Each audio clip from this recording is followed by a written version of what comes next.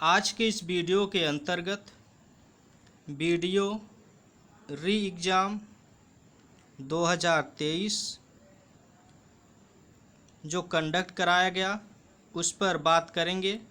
जैसा कि बहुत से स्टूडेंट्स का क्वेरी आ रहा था कि सर इस बार जो री एग्ज़ाम कंडक्ट कराया गया है इसका कट ऑफ जाने की क्या उम्मीद है, क्या कट ऑफ जाएगी। तो कई स्टूडेंट का सर्वे किया गया, उनके सर्वे के आधार पर यह वीडियो आपको प्रोवाइड कराया जा रहा है कि क्या कट ऑफ रहेगी। इसमें एक अनुमानित कट ऑफ सर्वे के आधार पर बनाया गया है जो जाने की संभावना है। याद रखिए यह कट ऑफ अनुमानित है, एग्जैक्ट कट ऑफ नहीं है, क्योंकि डाटा के आधार पर, सर्वे के आधार पर ही यह कट ऑफ बनाया गया है। आइए इसके बारे में कुछ बेसिक जानकारी देखते हैं, जहां से अवलोकन करने के बाद ये कट ऑफ बनाया गया है उस पर भी चर्चा करना अति आवश्यक है, क्योंकि कट ऑफ को कैसे बनाया गया उस डाटा को जानना अति आवश्यक होता है, उसके बेस को जानना अति आवश्यक होता है। तो कुछ बेसिक बातें जानते हैं। जैसा कि यह एग्ज़ाम आप देख रहे हैं वीडियो री एग्ज़ाम 2023 का है। यह एग्ज़ाम जो कंडक्ट कराया गया 26 से 27 जून को 2 शिफ्ट में कंडक्ट कराया गया, अर्थात 26 को फर्स्ट और सेकंड शिफ्ट और 27 को फर्स्ट और सेकंड शिफ्ट, टोटल 4 शिफ्ट में यह एग्ज़ाम कंडक्ट हुआ है। और इसमें अगर हम पदों की संख्या देखें तो इसके अंतर्गत जो पद थे टोटल 1953 पद वीडियो के आउट किए गए थे और यह वैकेंसी 2018 की आउट की गई है। वैकेंसी की प्रक्रिया पूरी हो चुकी थी, लेकिन भ्रष्टाचार, धांधली की वजह से इसे दोबारा कराया गया। जैसा कि हम देखना चाहेंगे कि इसमें आवेदन कितना पड़ा था, तो अगर देखें इसमें टोटल 14 लाख आवेदन पड़े थे 2000, क्योंकि 18 का है तो जो फॉर्म फिलअप किए गए थे वह 2018 में फिलअप किए गए थे। तो 2018 में टोटल इसमें 14 लाख फार्म फिलअप किए गए थे। और जो 2023 का री एग्ज़ाम कंडक्ट कराया गया उसमें जो उपस्थिति थी परीक्षा देने के लिए जो प्रेजेंट हुए उसमें मात्र 5,14,000 स्टूडेंट उपस्थित हुए, अर्थात टोटल 35% मात्र उपस्थिति हुई। 14 लाख में मात्र 5 लाख बच्चे उपस्थित हुए, तो जो उपस्थिति थी वह मात्र 35% के आसपास थी।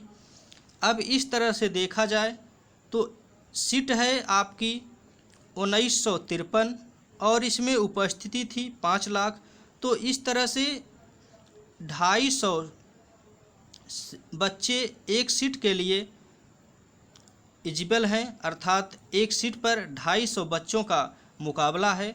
अब उन 250 बच्चों में से जो बच्चा मार ले जाएगा, आगे जाएगा, वही एक सीट पर काबिज होगा, अर्थात एक सीट के लिए 250 बच्चों की लड़ाई है। अब इसके बाद आगे का कुछ डाटा देखते हैं। जैसा कि ये जो एग्ज़ाम कंडक्ट कराया गया एग्ज़ाम, इसके अंतर्गत भी धांधली देखने को मिली, क्योंकि इस दौरान 200 बच्चों को नकल करते हुए एसटीएफ के द्वारा पकड़ा गया। ये नकल माफिया थे जिनको एसटीएफ टीम ने दबोचा नकल के दौरान। तो इस तरह से और कई नकल माफिया होंगे, तो इसमें भी धांधली कुछ न कुछ ज़रूर हुई है, लेकिन 2018 की अपेक्षा बहुत कम धांधली की उम्मीद है। अब इसके बाद शिफ्ट की बात करते हैं हम। जैसा कि जो 26 को शिफ्ट था, फर्स्ट शिफ्ट और सेकंड शिफ्ट, फर्स्ट शिफ्ट में थोड़ा इजी प्रश्न आए थे, लेकिन सेकंड शिफ्ट में थोड़ा कठिन था।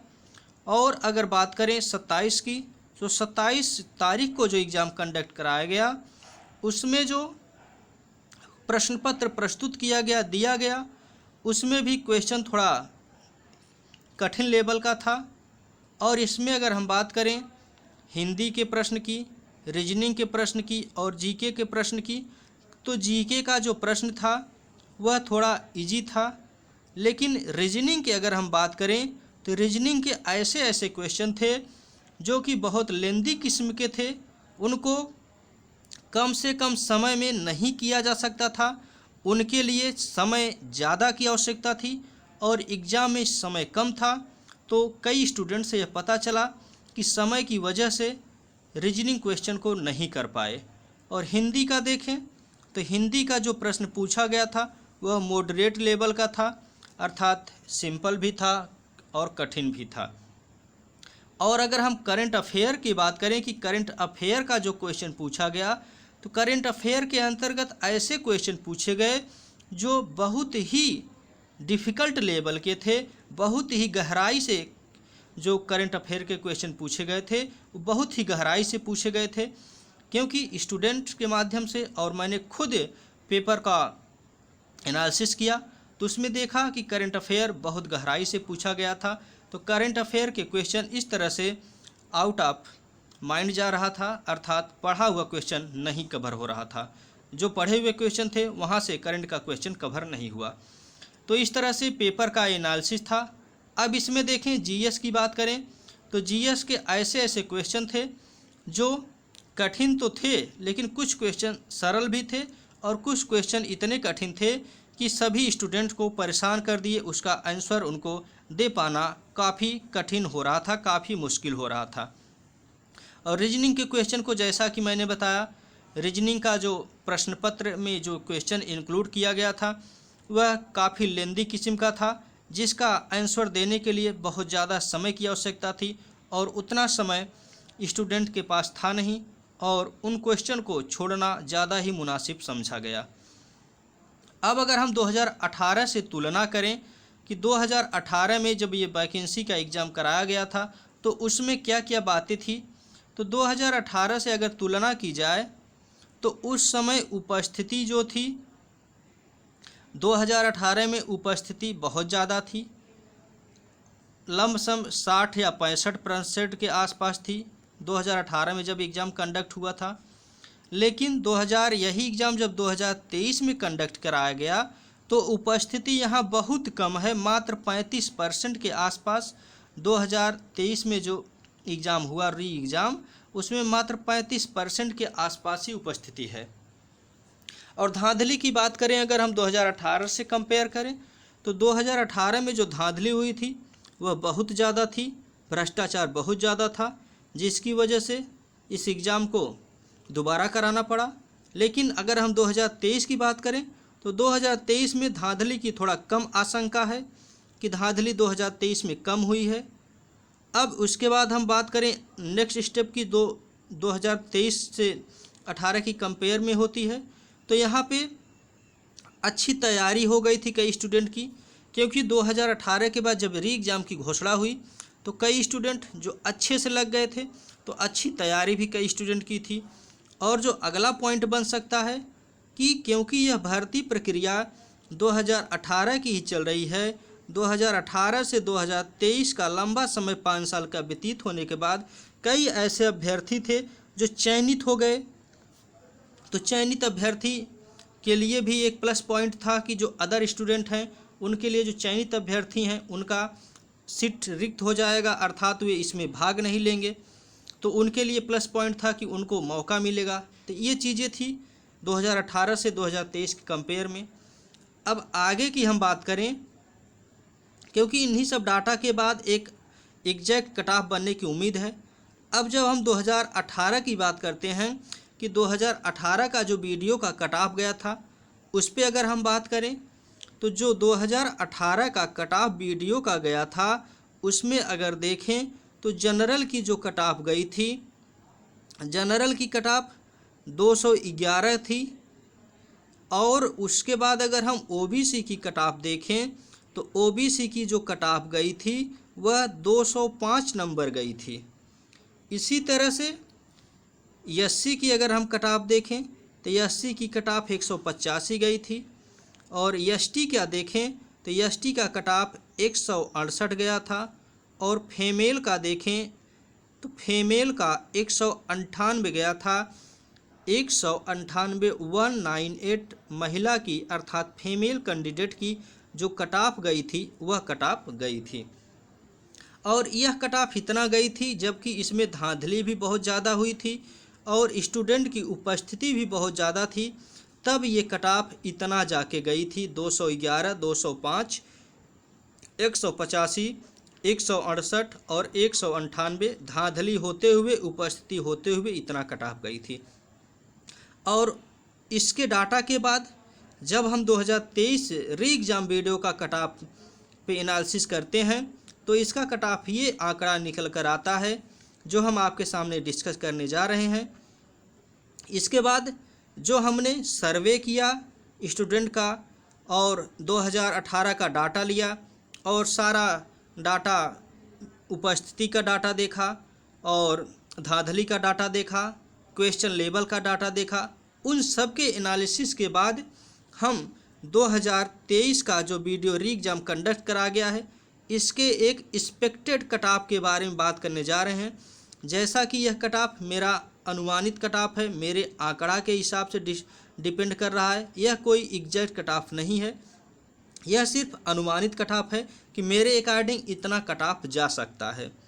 जैसा कि हम जनरल की बात करें तो 2023 में जो जनरल की कट ऑफ जा सकती है वह 195 ±5 के आसपास रहने का अनुमान है। इसी तरह से अगर हम ओबीसी का बात करें तो ओबीसी की जो कट ऑफ है यह 190 ±5 के आसपास रहने की उम्मीद है। और अगर एससी की बात करें तो एससी का जो कट ऑफ रहने वाला है यह 185 ±5 के अंतर्गत रहने वाला है। और एसटी की बात करें, यहाँ एसटी है, एसटी की बात करें तो एसटी का जो कट ऑफ होने वाला है यह 160 ±5 रहने वाला है। अब अगर हम फीमेल कैंडिडेट की बात करें तो फीमेल कैंडिडेट का जो कट ऑफ रहने वाला है वह 185 ±5 रहने वाला है।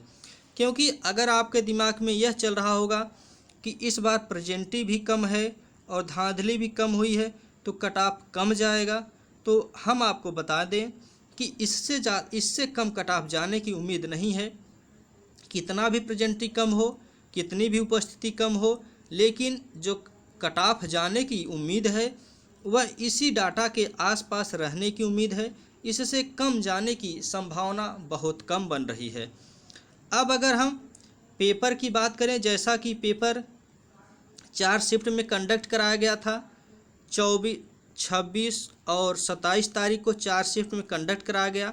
तो इसमें जो शिफ्ट हुआ फर्स्ट सेकंड शिफ्ट, 26 का फर्स्ट सेकंड शिफ्ट और 27 का फर्स्ट सेकंड शिफ्ट। तो इसमें जो 26 को जो फर्स्ट शिफ्ट का एग्ज़ाम था यह इसमें क्वेश्चन थोड़ा इजी लेवल का था, लेकिन 27 को जो एग्ज़ाम कंडक्ट कराया गया इसमें जो प्रश्न पत्र था तो थोड़ा यह मॉडरेट लेवल का था। इसी तरह से 27 को जो पेपर कंडक्ट कराया गया उसमें भी प्रश्न पत्र थोड़ा मॉडरेट लेवल का था। तो इस तरह से अगर हम नॉर्मलाइजेशन की बात करें तो अभी तक यूपीपीएससी के द्वारा, यूपीएसएससी के द्वारा जो है नॉर्मलाइजेशन 2018 में जो एग्ज़ाम कंडक्ट कराया गया था उसमें नॉर्मलाइजेशन तो नहीं किया गया, लेकिन मे भी पॉसिबल है कि इस बार 2018 के जो री एग्ज़ाम 2023 में कराया गया है इसमें नॉर्मलाइजेशन हो सकता है किया जाए। अगर नॉर्मलाइजेशन किया जाएगा तो 26 के सेकंड शिफ्ट और फर्स्ट शिफ्ट को कोई फ़ायदा नहीं होने वाला है, बल्कि 27 के फर्स्ट और सेकंड शिफ्ट को फ़ायदा होने वाला है, इनका नंबर बढ़ने वाला है। तो उम्मीद है कि नॉर्मलाइजेशन ज़रूर होगा, क्योंकि जो पेपर 4 शिफ्ट में कंडक्ट कराया गया उनका प्रश्न पत्र का लेवल देखा जाए तो सभी का लेवल डिफरेंस था। तो इसलिए नॉर्मलाइजेशन कराया जाना अति आवश्यक है और इसके अंतर्गत फ़ायदा जो होगा वह 27 तारीख को फर्स्ट और सेकंड शिफ्ट दोनों को फ़ायदा होने वाला है। तो इस तरह से आपको क्या लगता है, क्या कट ऑफ इसी के आसपास रहने वाला है या इससे कम जाने वाला है या इससे ज़्यादा जाने वाला है, और आपका कितना मार्क्स बन रहा है आप कमेंट बॉक्स में ज़रूर बताएं। तो धन्यवाद, आज के वीडियो में इतना ही।